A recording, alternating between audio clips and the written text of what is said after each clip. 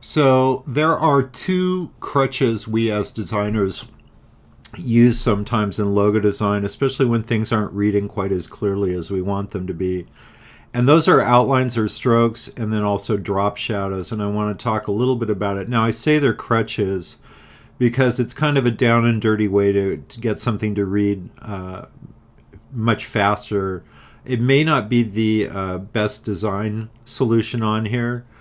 Generally speaking, if you find yourself having to outline type or put drop shadows on it to get them to read, maybe you should go back and rethink the design a little bit. Now, that being said, for me, if it's a matter of time or money, either I'm not being paid enough or I don't have enough time, then maybe I'll rely on these as well. And I'm not saying you can never use them. It's obviously a tool in your toolbox here to use, but I'll just show you a couple of the pitfalls on it. Let's say I have this type and I've got yellow type on a white background. Well, that can be really difficult to read because the color is so light, the background is white. And I decide, well, the easiest way to get it to read, I'll just put an outline on it. All right. Here's the pitfall you have to realize when you do this is as you put an outline on here, if you make it thicker, the default on here is that the line will go directly, or the stroke will go directly down the center of the line here. And what happens is if I make this larger, you can really see it's distorted the letter forms a little bit. I've lost part of my letters on the F and the C up here. It's giving me really chunky serifs, which are not really what this font was designed for. Now, there's a couple options you have. If you come up here and you open the stroke dialog box, and I'll pull this off here so you can see it. The default on here, it's only going to show you the point size, but if you come up to the hamburger menu and do show options, then you have some other options in here, and the ones I want to talk about is align stroke. Default is always going to drop that outline right down the center of the line or the outline of the letters or whatever you're working on. You can also put it on the inside, but that's actually going to make it even worse on here. Or you can put it on the outside. So now I have the full letter form in the way it was intended, and the outline is outside it, and it's not distorting the letters at all in there. So what I would recommend, especially if you're doing really heavy outlines on here, make sure you open this up and put that outline on the outside so you're not really distorting the letter forms on here. You also have some options here where you can round the points on here, which is another option. So even though the letter still has very sharp corners on it, you can see the stroke that I've put in there has rounded the edges. Now that can completely change the effect of your type. Whenever you round type like that, it tends to make it go a little more juvenile, maybe a little bit more childish. So that may not be the best option for that as well. But you can, again, use the outline. But I would always recommend doing it on the outside so that you're not really distorting the letter forms on here.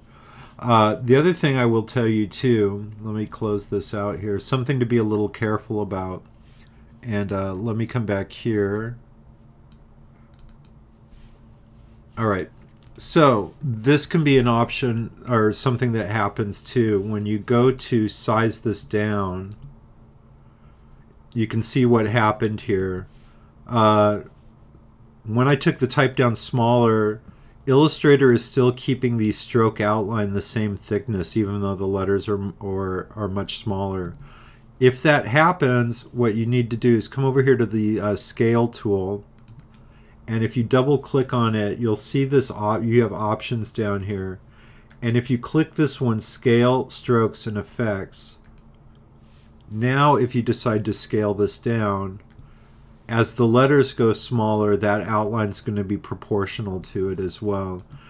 Here's one thing though I would warn you about is when you design logos, ultimately you're going to send them out into the wild. You're going to send them to the client. It might go to printers and or a lot of third-party vendors.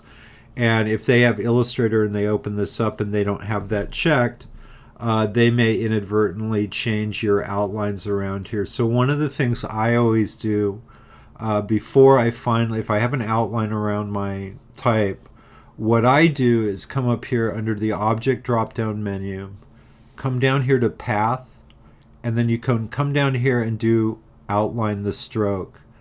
And the reason I do that, that will turn the stroke not from being a line around there. Now that black outline is its own shape.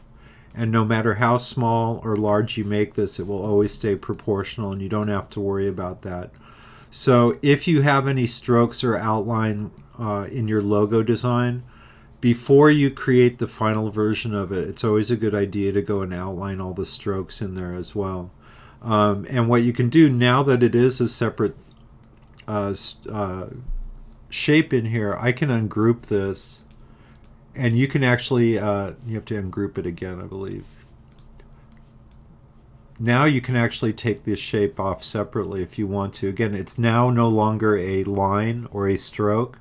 It is its separate shape in here. So again, you can come back here and ungroup it. All right, but now that it's a vector shape instead of a line, you don't have to worry about it ever being distorted when it goes smaller.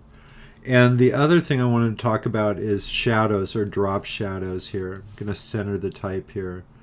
Again, this is another way that you can get type to read a little bit better if it doesn't. What I'm going to do is pull off a copy of my type here. I'm going to hold the Option or Alt key and drag off a copy. And now I'm going to make this black, not an outline here, but a solid shape. And now what I'm going to do is send this behind my original type.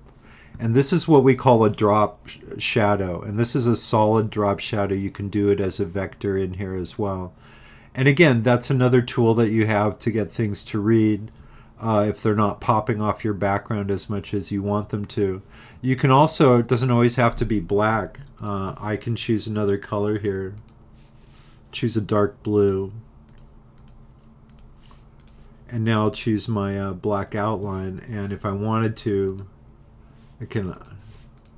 So what's great about this is a way to add a little bit of a hit of color into a logo. Maybe it's a contrast. Maybe if you want to use some of the color harmonies we talked about. Doing complementary colors. So there I've got the blue with the orange on there. So that's one way to do a drop shadow. The other way, and I'll just warn you about this too, I can select my type here. Let me go with a lighter color so you can really see this again. If you come up here under the Effect drop-down menu in here, under Style, you're going to see some options available to you. And the top one here is Drop Shadow. And what that does is gives you this kind of more of a diffuse shadow. It gives you the appearance that the type is actually floating on the surface here. You can decide how much or how little you want this offset. So I can make it a little bit more if I want to. Oh, sorry, I did the blur on there. You can decide how little or much you want it blurred on here. You can decide the intensity on here. If you want it really severe here, I can do 100 and you can see that's pure black. Or I can do 25%. You can also change the color that you want in here. Let me go back to 75. If you come down here, if you want, you can decide to use a different color other than black in there. Now, the reason I'll warn you about this doesn't look bad on your screen. Let me go back here and make it black here. So Effect, Stylize, Drop Shadow. Here's the warning about the drop shadow if you do this. Remember, you are still working in a vector program here. So even though this shadow looks nice and soft and almost photographic, it's actually made up of vectors. And the reason I warn you about it is it doesn't look bad on the screen, but what you may find happens is when you go to print it out, the shadow's going to end up having a much harder edge than you anticipated because, again, it is made up of vectors in here. So that might be something you want to consider. And while I had it open here, let me come down here again and stylize. We can go ahead and I'm going to open the appearance panel here. If you decide you don't want it, you can always come down here and just delete it. So I'll just use the trash can there and do it. And since I had that open, I'll show you some of the other stylize options you have here. You can do an inner glow on this with a color. For this to work, let me do it with a darker color here.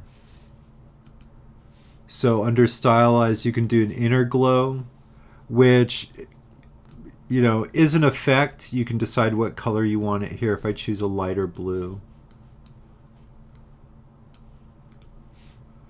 And you can decide how much you want it to go if you go from the center. All right. Again, I have to caution you with all these effects. It will look great on screen, but when this has to be printed out, this gradation is going to be rendered as vectors, and so it may not have the smoothness that you're looking for with it. And then you can also do an outer glow in here too. I'll show you that effect as well. So there's different screen modes here. We'll talk more about this. These are actually called blending modes. We'll deal with this more a little bit when we start working in Photoshop here. But you can choose, you can have this glow in different colors if you want to. So just be aware that anytime you have any of these gradated effects, the ultimate effect when you print it out may be a little harsher than it appears on the screen. So I won't say never use them, but I would just go with caution when you do use them.